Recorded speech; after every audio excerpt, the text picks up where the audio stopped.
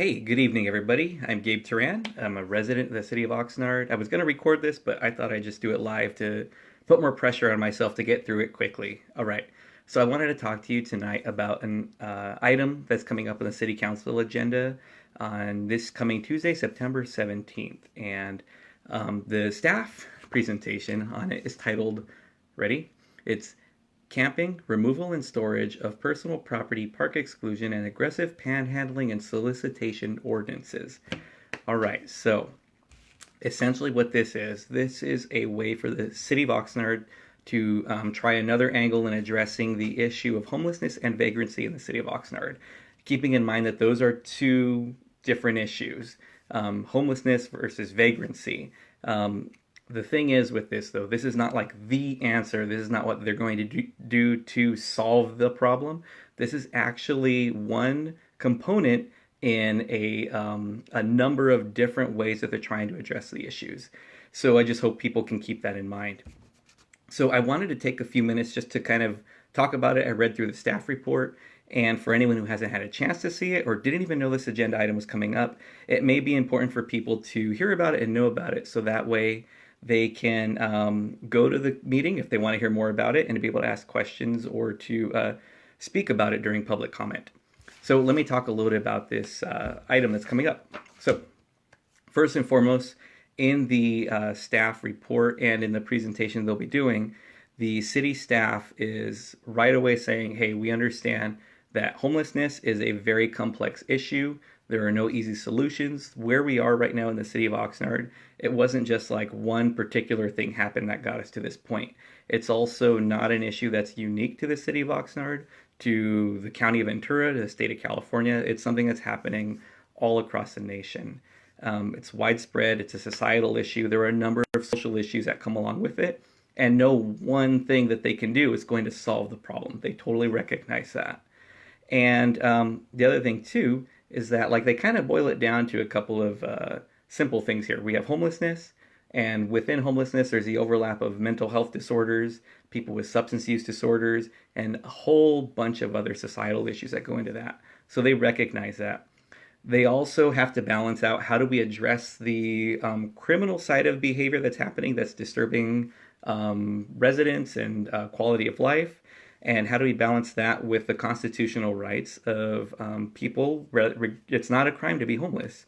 How do you weigh that with the constitutional rights, address it with humanity and with compassion, and also keep in mind liability for the city?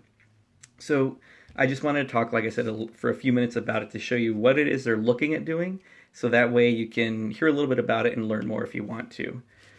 So looking at first some legal considerations. Some people may not be aware of this, but there's actually some legal precedent for why the city has been hesitating to address this head on. You know, some people may say, why don't they just go to Plaza Park, clean it all out, throw all that stuff in the trash, get those people out of there, arrest anyone who resists going? Why don't they do that? Well, there's a perfectly good reason for that. Number one, it's not a humane thing to do. They are people who live there. They are people with families and feelings and thoughts and emotions. But besides that, they also, there was a case, Martin v. City of Boise, where essentially that outcome from that case said you can't pass an ordinance as a city that prohibits people from doing things like sleeping in a park if you don't have some other alternative for them to go to. Like if you don't have a homeless shelter, you can't pass an ordinance saying if you're homeless, you can't sleep in the park. So that was kind of like part of it with the city of Oxnard as well. They do have a shelter, but when you think about it, they have 100 beds, more or less. And at the last homelessness count, there was 600 people identified as being homeless in the city of Oxnard. And I always feel that that count is fairly undercounting.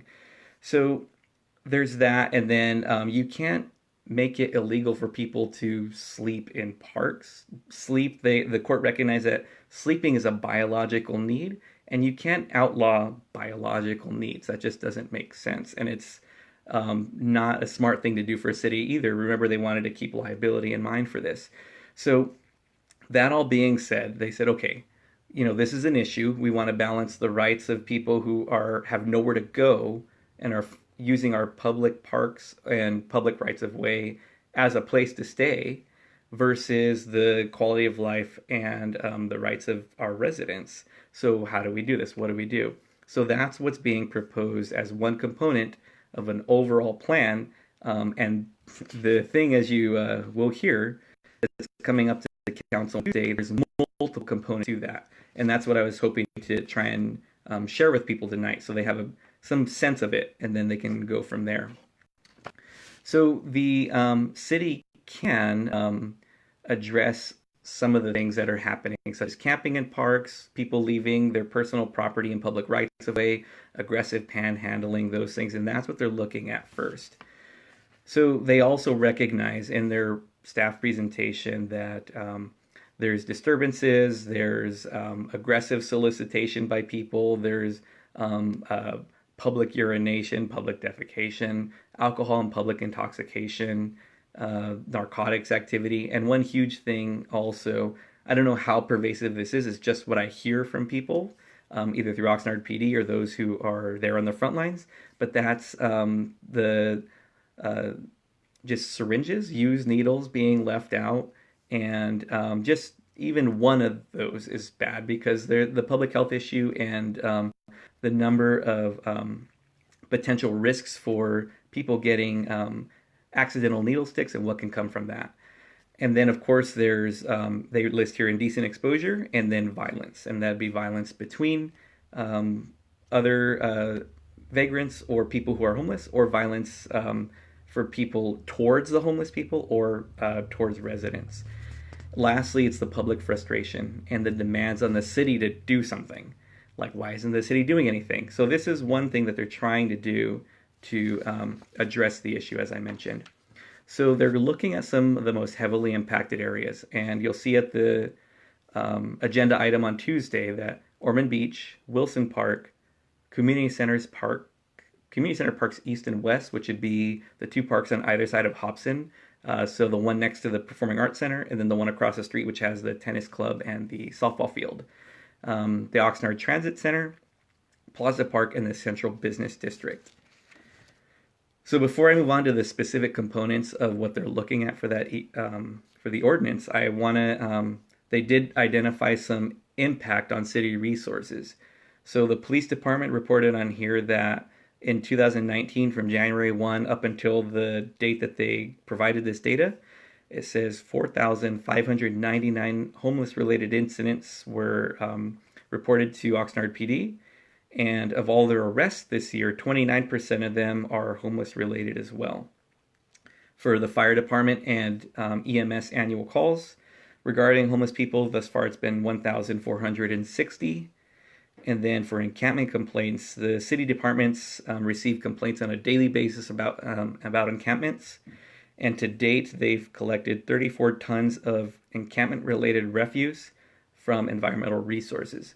So 34 tons. Just for some context on that, my neighborhood, we didn't do a neighborhood cleanup for 5 years. We had our first one in 5 years last year. And our first neighborhood cleanup, we collected 27 tons of trash over the course of one Saturday. Of course, that was collected over 5 years.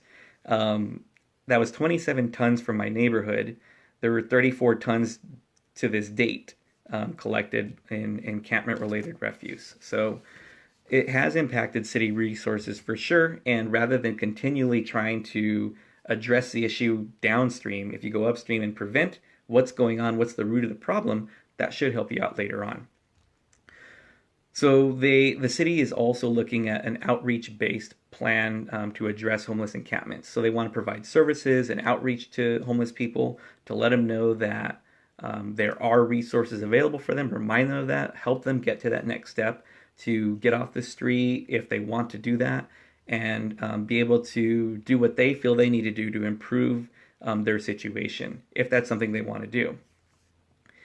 And they also want to do this because they want city facilities to be used in a safe way and an enjoyable manner for everybody. The issues in parks, they should be addressed quickly. And the conduct that happens in the parks, which is part of this ordinance we're talking about in a little bit, is being able to enforce the different parts of the ordinances and city codes in the parks to ensure that people are not causing issues, and if they are, that it's addressed and people are kept out of parks, as we'll talk about in a little bit. So first component is a camping ordinance. So camping, there is currently a camping ordinance, I believe, in parks. I think what they're doing is they're strengthening it with this.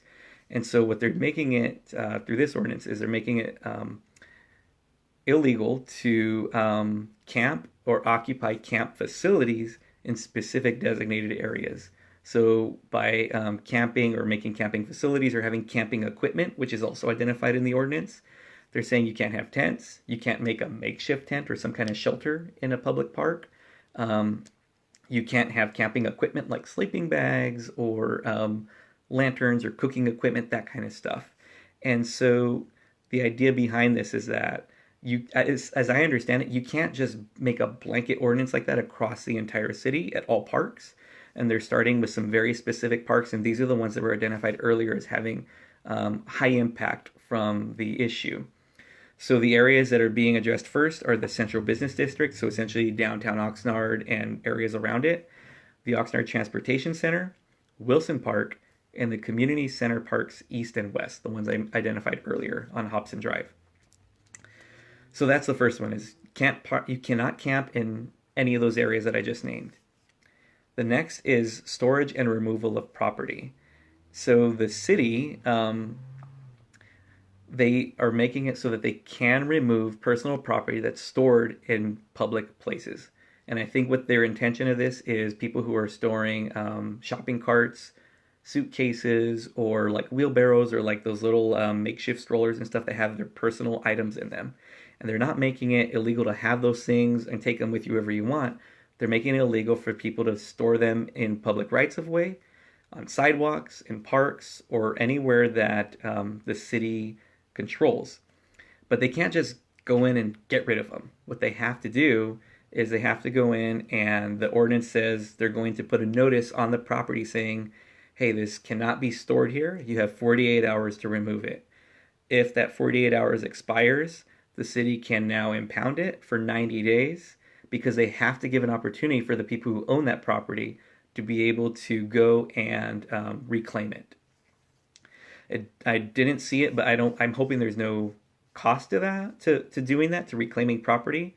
But I didn't see if that was identified in there. Lastly, if it's obvious something is abandoned, like somebody just leaves like a burned up couch, or they have a shopping cart that's full of what seems to be trash, or if it's something that's creating a safety hazard or a health hazard that's left out, they can remove it immediately without leaving a notice that they have to remove it in 48 hours. So that's the storage and removal of property portion of that. Next is a really interesting one. It's a park exclusion ordinance. And the idea behind this one is that anyone who is causing issues in parks repeatedly can actually be excluded or banned from the park. They didn't use the word ban, but it's essentially what it is, for a minor amount of time, which is a minimum of like 24 hours. You can't go back to the park for 24 hours. Or they can make it as long as a year. You can't go back to this park for a year. And the thing is that it's a gradual process. They're not going to say like, hey, you were sleeping, you had a tent in the park, there's no camping, you can't come back for a year. There's actually a number of things that'll have to happen to lead to that most severe consequence. And there's also an administrative appeal process they built into it. So if people feel like, hey, I shouldn't be excluded from that park, I have rights, I'm going to appeal this, they can have an administrative hearing where someone will hear that case through the city and decide if the city was in the right or wrong about that. And then next is aggressive panhandling and soliciting. And this, I think, is one that really is an important one because if anyone's ever experienced an aggressive panhandler, someone who follows you around or makes you feel unsafe in any way, or kind of gives you a hard time because you give them food instead, or you give them $1 when they really want 5, something like that. This ordinance is really looking to address that type of behavior, or those individuals who are really out there just trying to solicit people aggressively and get money out of them for whatever reason. So this ordinance will make it unlawful to aggressively panhandle, intimidate, harass, or hound another person for the purpose of inducing that person to give you money or anything of value, not just money. Like, let's say you buy someone a soda and they say, hey, why didn't you get me a whole meal? What's up with that? And they're being really aggressive about it. Well, this would handle that. So there's some points here I want to list specifically because I don't want to get them wrong and I want you to hear what they are exactly.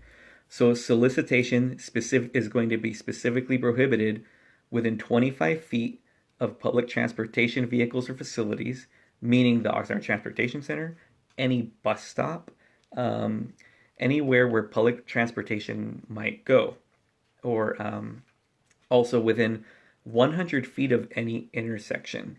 So on the staff presentation, it says any intersection, but in the actual staff report, it said 100 feet of any intersection controlled by a traffic device. So that would be anywhere where they have an intersection with a light. And one thing I didn't see in the ordinance is, like, when you look at off ramps, if a person's technically being aggressive in soliciting from an off ramp that's controlled by the state, does that fall under the ordinance or does it not? So I think that's probably one question that should be asked of the staff on that one.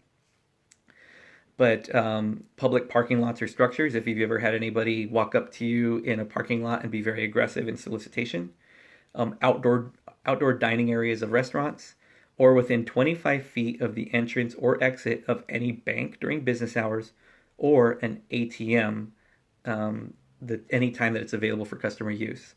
And I think most ATMs are 24 hours, so you can probably bank on that being anywhere near an ATM at any given time. Lastly is Ormond Beach. And they're going to adjust the ordinance for Ormond Beach to make it very clear that the city attorney has discretion to prosecute violations at Ormond Beach as either an infraction or a misdemeanor. And I think they're adding more latitude to that so that they are able to address it a little bit more on a case-by-case basis. So that's all the parts of everything that's going to be addressed on Tuesday night. The thing is, it's the last item on the agenda. So typically, if this item comes up at 9:30 at night, that's when they're going to present on it. That's the only time you'll get to go speak on it. Or, if you're going to be watching online or on TV, you'd have to stay up that late to watch it. Now, as always, if people can't make the meeting, you can always email all of the city council members and the mayor and city staff anytime to tell them your thoughts on this. Go to the city's website. You can find all the email addresses of them there.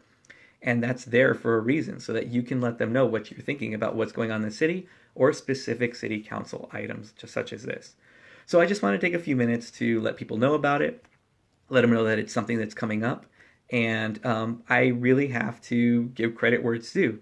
I know the city's had a really rough time with this. I've heard from city staff just how frustrating it is on their end to have their hands tied and being able to do something and address it in a way that feels meaningful. But on the other side, as being a resident and hearing from other residents, knowing just how frustrating it is having it look like the city's doing nothing. So it kind of goes both ways. But now, again, this is just one component of an overarching effort the city's going to be doing. They can't just police their way out of this, and they've admitted that. There needs to be solutions for housing. There needs to be solutions for mental health services, for alcohol and drug services, for job placement. And that's something that the city's looking at too with their Housing First initiative that's coming up. That's a whole other topic.